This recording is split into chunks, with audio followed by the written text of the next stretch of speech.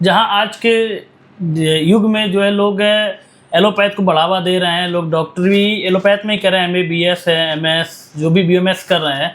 तो sir doctor साहब आपने क्यों होम्योपैथ को ही क्यों चुना, आप क्यों एलोपैथ में नहीं गए? क्योंकि लोग देखिए होम्योपैथ से लोग एक तरीके से या तो जागरूकता की कमी है या उनको जानकारी नहीं है, इनके अभाव से लोग एलोपैथ में जाते हैं, होम्योपैथ को इग्नोर करते हैं। क्योंकि हमारा जो जानकार लोग उनसे बातचीत की हुई में उन्होंने बताया कि जो दवाएं एलोपैथ में नहीं है, जिस मरीज का जो मर्ज का इलाज एलोपैथ में नहीं है वो होम्योपैथ में, और होम्योपैथ इसका कोई साइड इफेक्ट भी नहीं होता और ये कारगर 100% होता है और ये बीमारियों को जड़ से खत्म करता है।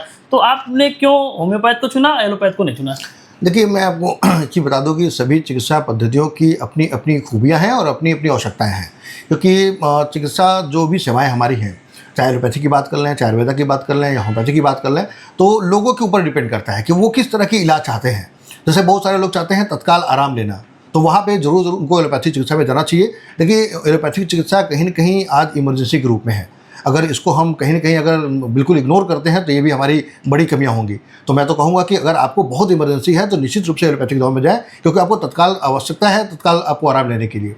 होम्योपैथिक चिकित्सा विधि को उपयोग करना चाहिए और मैं लोगों को जागरूक भी करूँगा कि होम्योपैथिक में आइए। क्योंकि देखिए, बहुत सारे लोग हैं कि बहुत सारे लोग को साइड इफ़ेक्ट की परेशानियाँ रहती हैं।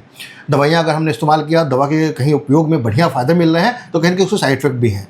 तो साइड इफ़ेक्ट से बचने के लिए लोग होम्योपैथी की तरफ टर्न होते हैं।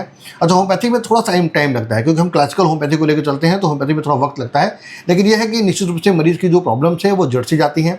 अच्छा, मेरी अगर रही बात कि मैंने क्यों उसको चूज़ किया, तो एक्चुअली इसकी पीछे कहानी बहुत बड़ी है कि मतलब मैं जब तैयारी कर रहा था तो तैयारी के दौरान मुझे मतलब जो मेरी रुझान थी वो होम्योपैथी की तरफ शुरू से थी, क्योंकि मैं शुरू से ही होम्योपैथी की दवाइयाँ उपयोग करता था और मतलब मैं चाहता दूसरी पैथी में भी जा सकता था, बट मुझे होम्योपैथी कहीं न कहीं लगा कि हाँ, मेरे लिए एक अच्छा अवसर हो सकता है, एक अच्छा मेरे लिए एक लाइन हो सकता है जहाँ मैं लोगों को अच्छे से ट्रीटमेंट दे सकूँ।